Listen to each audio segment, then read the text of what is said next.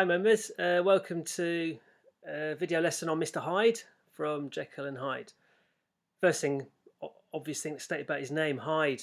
It's called a homophone, Hyde and Hyde. Remember Utterson says, if he be Mr Hyde, I shall be Mr Seek. He's the part of Jekyll's character that's hidden. He's the representing maybe the evil part of each of us that we keep well hidden. Because in a civilized society, we're not allowed to be evil. I'm not saying that we want to be either, but I think that's lying behind Stevenson's deliberate choice of Hyde as Mr. Hyde.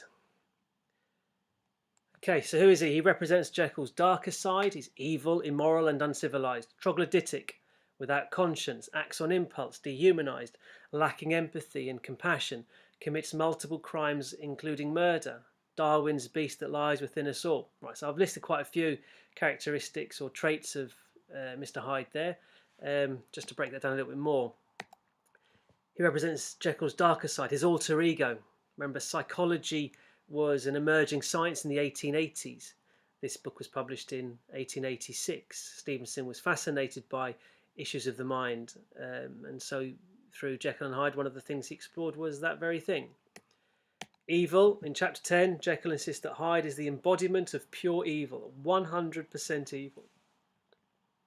Troglodytic and Darwin's beast that lies within us all. Theory of Evolution was published 27 years prior to the publication of Jekyll and Hyde. So that was something in society that was causing conflict. Religious society, belief in God and heaven and hell, sins must be punished, etc., etc.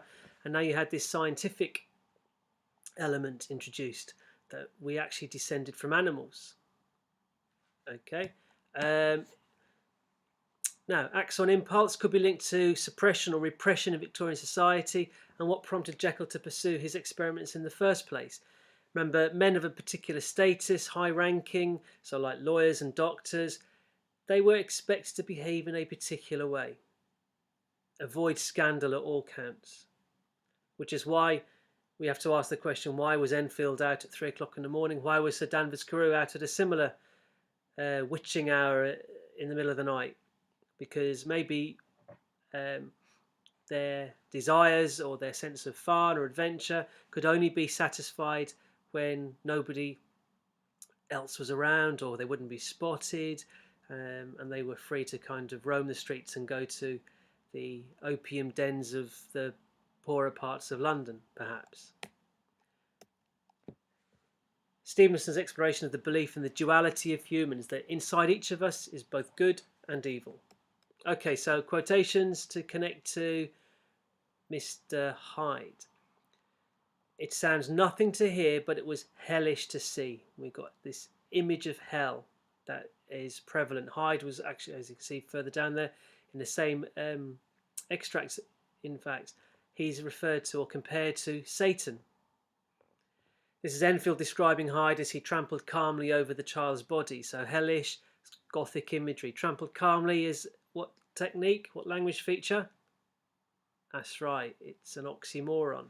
So to highlight the kind of brutal nature of Hyde, as a little 9-year-old girl, he's trampled calmly, doesn't care, he's without conscience. In the same extract, he's described as like some damned juggernaut.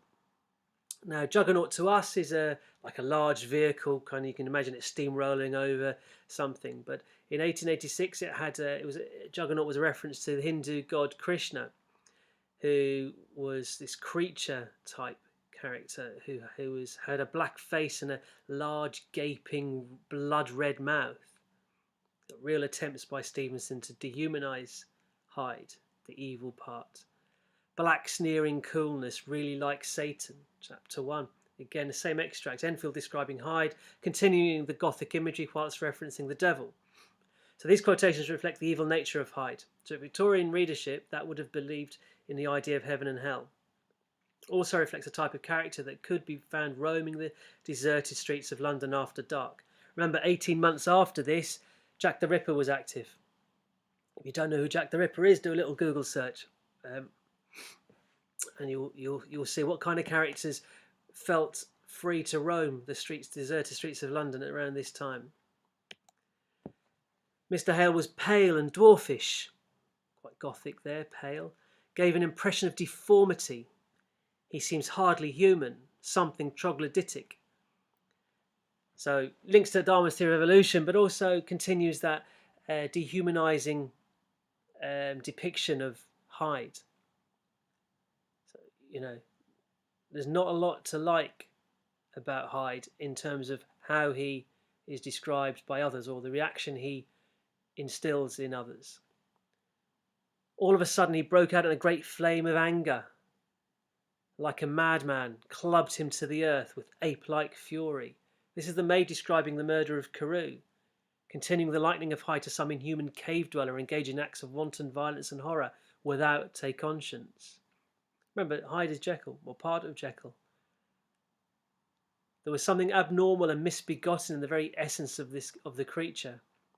Lanyon describing Hyde in a similar fashion, almost like resurrected from the dead. I think Lanyon describes having watched the transformation of Hyde to Jekyll. Okay, this is Jekyll himself highlighting his belief that Hyde was pure evil. He's a kind of filling in the gaps for the reader, but also reflecting the difficulties of having to behave in public in a particular way to avoid ruining his reputation. He had to suppress his desires for too long, and this is the result. My devil had long been caged. He came out roaring. Again, devil, heaven, hell, punishment, Satan. You know, Jekyll happily describes Hyde as my devil. Came out roaring, really full of energy and life and vigour, but also threat and danger. How did Jekyll react, or when he saw his Hyde incarnation? Rather than despise his new look, he felt released from the strains of living in such a repressed society. He was conscious of no repugnance, rather a leap of welcome. It's like, yes, at last I can now act how I want and not care about the consequences, not care about what people say about me. Was a being inherently malign and villainous, his every act and thought centred on self. That's what Hyde was, according to Jekyll. He had a lack of compassion and lack of conscience. Other, that says inks, it should be links to theme and context. A couple of further observations. Hyde's ugly presentation is deliberate, as in the 19th century it was believed that a bad person looked ugly and a good person looked pleasant. Compare the physical descriptions of Jekyll and Hyde. Jekyll was tall and handsome. Hyde was short and ugly. Stevenson wanted to explore the idea of the dual nature of humans and used Hyde explicitly to do this. And finally, exam relevance. Now, if you're on the AQA, I have a sneaking feeling that in the exam in 2019 you might get a question on Hyde, as setting has come up and Jekyll have come up in the previous 2 years. Other exam boards I'm not so sure on, but any question on the Hyde, the character himself, and Hyde as violence, Hyde as evil, is obviously fair game. Any question on mystery or the build-up of tension can be incorporated. Is there any question on other characters, how to explore what his interaction with them says about their character? Themes of duality, Victorian England, London, society's expectation, reputation, etc., as well as in connection with the theory of evolution and a more civilized society. Okay, so there's plenty there. Yeah, check back again, more videos on the way.